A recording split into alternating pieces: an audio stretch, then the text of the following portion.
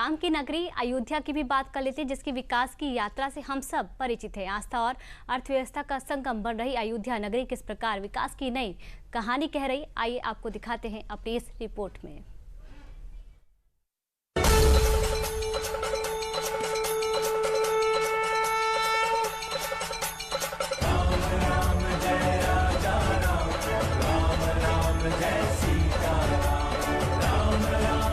रामनगरी अयोध्या एक बार फिर तैयार है दीपोत्सव में धर्म और आस्था के महासंगम को पूरी दुनिया के सामने दिखाने के लिए।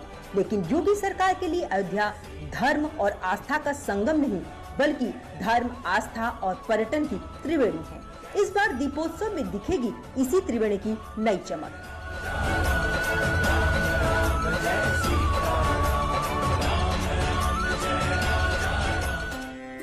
सरयू नदी की लहरों में इतिहास के कई पन्नों को बनते बदलते देखा है।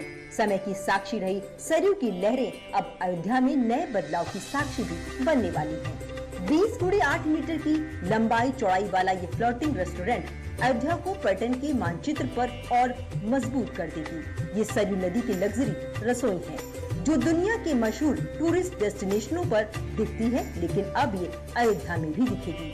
उत्तर प्रदेश पर्यटन विकास निगम के द्वारा यहाँ पर एक फ्लोटिंग रेस्टोरेंट भी बनाया जा रहा है, जो कि लगभग बनकर के तैयार है। और हमें उम्मीद है कि दिवाली पर, आने वाले दिवाली के त्यौहार पर हम लोग इसको भी शुरू कराएंगे और एक बहुत ही अच्छा अनुभव वहाँ पर भी यहाँ आने वाले पर्यटकों को और श्रद्धालुओं को मिलेगा, जहाँ की सरयू जी के ऊपर एक फ्लोटिंग रेस्टोरेंट में वो लोग अच्छे भोजन का और अच्छे वातावरण का आनंद लेते हैं। देखिए, एक फ्लोटिंग रेस्टोरेंट जो बनता है उसकी क्षमता लिमिटेड होती है, परंतु जो भी बेस्ट हम लोग यहाँ पर करते हैं, वहाँ पर एट ए टाइम लगभग 30 से 40 लोग एक साथ भोजन का आनंद।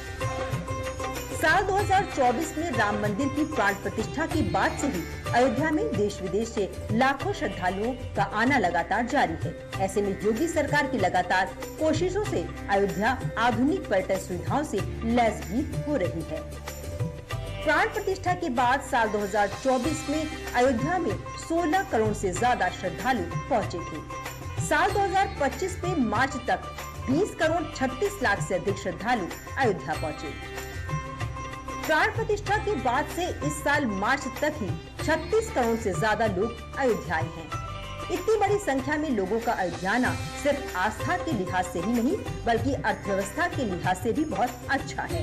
वैसे भी दान के मामले में अयोध्या ने कई रिकॉर्ड तोड़ दिए हैं। जनवरी 2024 से जनवरी 2025 के बीच राम मंदिर में 700 करोड़ रुपए का दान आया। महाकुंभ के दौरान एक महीने में राम मंदिर में 15 करोड़ से ज्यादा दान मिला। अयोध्या इस समय पूरे विश्व में सनातन को मानने वालों की सबसे पसंदीदा जगह बन गई है। ऐसे में जब भारी संख्या में लोग अयोध्या आ रहे हैं, तो इसका फायदा अयोध्या समेत आसपास के जिलों को भी मिल रहा है। इसीलिए ही योगी सरकार लगातार इंफ्रास्ट्रक्चर के विकास पर जोर दे रही है। पीएम मोदी ने ये आस्था और अर्थव्यवस्था के संगम का मंत्र दिया है। इस बार के केंद्रीय बजट में भी इसी पहलू को तेजी देने के लिए कई घोषणाएं भी की गई हैं, ताकि आध्यात्मिक टूरिज्म की तेजी देश की अर्थव्यवस्था की रफ्तार को और गति दे सके। केंद्रीय बजट 2025-26 में पर्यटन को बढ़ावा देने के लिए देश के बेस्ट 50 स्थलों के विकास का ऐलान हुआ है। इसमें भगवान बुद्ध से जुड़े स्थलों के विकास पर विशेष जोर है। यूपी में बौद्ध सर्किट में कुशीनगर, संकीसा, श्रावस्ती, सारनाथ, कपिलवस्तु, कौशाम्बी जैसे स्थल शामिल हैं। केंद्र सरकार की स्वदेश दर्शन 2 योजना में यूपी के नैमिषारण्य, प्रयागराज और महोबा को चुना गया है। खुद योगी सरकार ने अपने ताजा बजट में यूपी के पर्यटन स्थलों को विकसित करने और वहां धार्मिक केंद्रों को दुनिया के मानचित्र पर लाने के लिए कई बड़े प्रावधान भी किए हैं। योगी सरकार ने उन स्थलों को चिन्हित कर लिया है, जिसे वो आध्यात्मिक टूरिज्म के लिए विकसित करेंगे और उस पर अब युद्ध स्तर पर काम भी शुरू हो रहा है।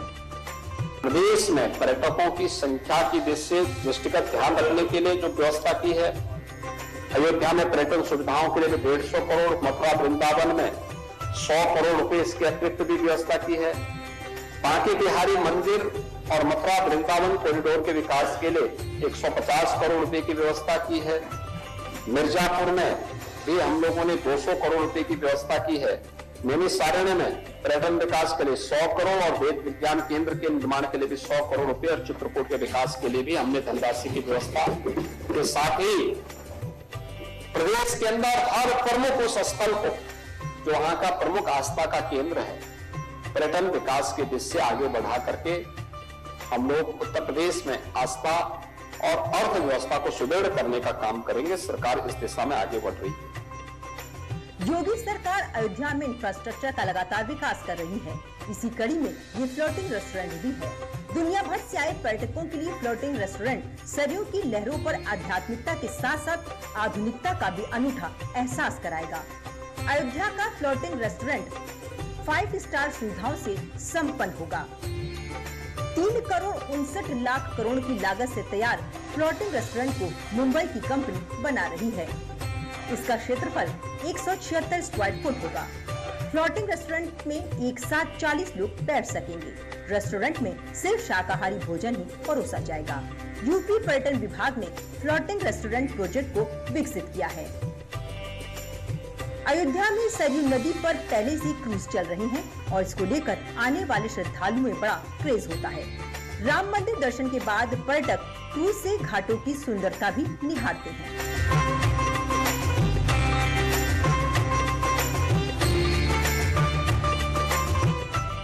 जो अयोध्या है, पता चला यहाँ पे क्रूज भी है। हम लोग आए, बहुत लंबा चौड़ा सुंदर लग रहा है। यहाँ की लहरें बहुत अच्छी हैं। यहाँ पे आने के बाद पता चला कि मतलब ऐसा यहाँ पे है, तो हम लोग यहाँ पे आए, बहुत सुंदर लग रहा है। खुद सीएम योगी अयोध्या के हर विकास काम पर पल पल की नजर रखे हुए हैं। दीपोत्सव की तैयारियां भी अयोध्या में जोरों पर हैं और इस बार अयोध्या फिर से वर्ल्ड रिकॉर्ड बनाने की तैयारी में है।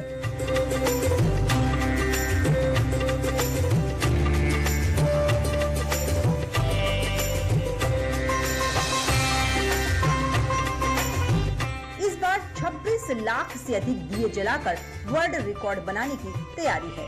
पिछले साल 25 लाख 12 हजार दिए जलाकर वर्ल्ड रिकॉर्ड बना था। इसके अलावा इस बार दीपोत्सव में 1251 अर्चक एक साथ सरयू नदी की महाआरती कर नया गिनीज वर्ल्ड रिकॉर्ड बनाएंगे। पिछली बार 25 लाख कुछ दीपक जले थे। इस बार हम इसको बढ़ा के 26 लाख से अधिक दीपक जलाने का इस बार कर रहे हैं। और साथ में जो आरती हुई थी एक साथ 1101 आरती की गई थी, लोगों द्वारा आरती की गई थी, उसको भी हम इस बार बढ़ा के अधिक करने के प्लानिंग में है। अभी हम जो नए घाट हमारे बने हैं उन पे भी दीपक जलाने के लिए हमारे पास और भी स्पेस हो जाएगा, वो भी हम कर रहे हैं। अयोध्या इस बार भी तैयार है पूरी दुनिया में सनातन का परचम फहराने के लिए। अब इंतजार है दीपोत्सव का, जब न सिर्फ दियों का वर्ल्ड रिकॉर्ड बनेगा बल्कि फ्लोटिंग रेस्टोरेंट भी अयोध्या की लोकप्रियता में चार चांद लगाएगा।